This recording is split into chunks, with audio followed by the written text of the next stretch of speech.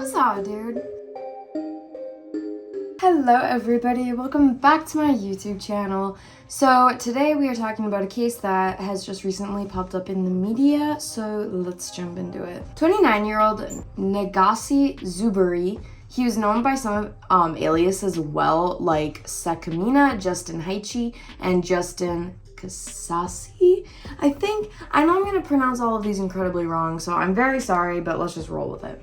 He was arrested on July 16th because he posed as a police officer and solicited a prostitute in his home state of Seattle, Washington. He flashed her a badge, pointed at a taser that he had, and then he had her handcuffed and placed in the backseat of his car. He then traveled roughly 450 miles with the woman, sexually assaulting her during the trip, according to the FBI release. After he got the woman back to her home, he put her in a cinder block cell that he made in the garage of his home, and it had a metal door that couldn't be opened from the inside. So he just prisoned her in there. The victim briefly slept and awoke to the realization that she would likely die if she did not attempt to escape, the criminal complaint said. So this woman repeatedly banged her hands on the door until it actually broke open. Do you know how much force and how long you have to continue doing that in order for a metal door to break open? By beating on the door, she actually caused her hands to bleed. So if you're thinking about it, just blunt force going like this on a door, because I doubt, well, I guess maybe because with these knuckles you'd make more noise, so she could have, broke open all of her knuckles. But still, I can't. You know what? Props to this woman though. What a boss babe. Go you, girl. I honestly have so much respect and admiration for this woman who was placed in a situation that honestly I think a lot of people would just give up in, but she fought and she made her way out. So after she broke the door down, she was able to flag down a passing motorist who then called 911.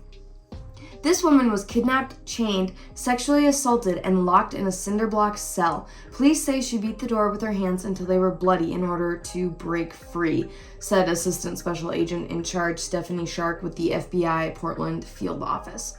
The Klamath Fall PD got a search warrant for Zuberi's home, where they found the cell that the victim had described to them, and inside his house they found handwritten notes with things like Operation Takedown, with bullet points saying leave phone at home and make sure they don't have a bunch of people in their life. You don't want any type of investigation. So that's a very common thing for serial killers who choose prostitutes or just sex workers in general. That's one of the main reasons that they pick those women or men, because they just assume, because of their line of work, they don't have family and they don't have people that care about them, so if they disappear, no one's gonna notice and I won't get caught. And it's okay, come on. That is such a tired narrative, I feel like. And honestly, now, so many people do different kinds of sex work and stuff, and it's their families still love and support them. So can we I don't know, maybe stop abducting sex workers just because you assume that no one cares about them? Because trust me, people do. They're still people.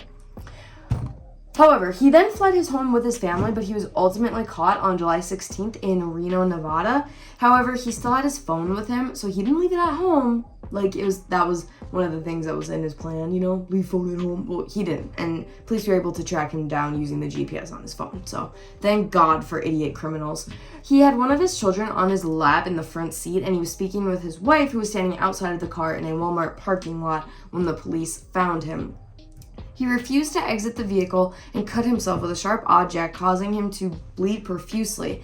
He also attempted to destroy his phone, the complaint said. Luckily, though, the child was unharmed. And after a 45-minute standoff, Zuberi was taken into custody finally. He has formally been charged with one count of interstate kidnapping, which that alone carries a maximum sentence of life in federal prison. His other charges are false imprisonment, child neglect, false imprisonment with a victim as a shield, fugitive from another state, and assaults with a deadly weapon. On July 26th, he appeared in federal court, and U.S. Marshals are in the process of transferring him back to Oregon, where he will have another court appearance in the coming weeks, since that's where the crime was committed. So he's got to go. You always have to go back to the state where things originally happened. As of now, he doesn't have any attorney listed, so I kind of feel like he's just gonna end up having an attorney assigned to him. He's also been linked to 4 other violent sexual assault crimes in at least 4 different states. He's lived in 12 states over the last decade, according to the FBI. In 2020, a woman filed for a restraining order for domestic violence against Justin Casassi, one of his aliases. The woman alleged that he threatened to kill her and her 2 children. She received bruises from him by hitting, restraining, and beating her. Like, those are all the things he did to her. She said that he repeatedly made her children cry. He comes at night without my permission, broke my windows, trying to beat on me, threatening to kill me and my kids, the NBC reported that she said in the filing. He threatened to take her children away from her so that she could be miserable without them. Like, what? Okay.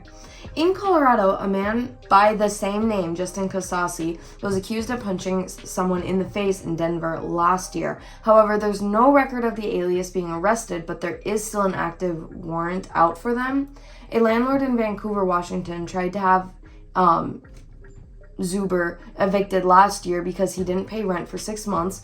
He illegally sublet the home, bred puppies, damaged property, and he was threatening neighbors.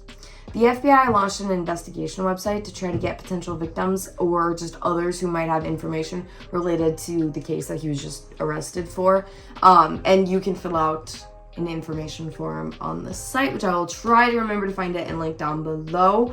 But as of right now, that's all we know about the case. I just realized I didn't turn my mic on, so I have not been using that this whole time. Anyways, that is what we know as of right now. It's a really crazy case, and I think that if we get more details in the coming months, this could really blow up and to be a much bigger thing, and I'm sure he's gonna have to do time for the other crimes that he committed. Well, I hope anyways. But that's it for me today. If you guys found this video interesting, please be sure to give it a thumbs up down below. Don't forget to subscribe to my channel. And as always, have a great day, stay safe, touch some grass, breathe some air, look at a cloud, say hi to your mom. Thanks for watching, guys. Bye.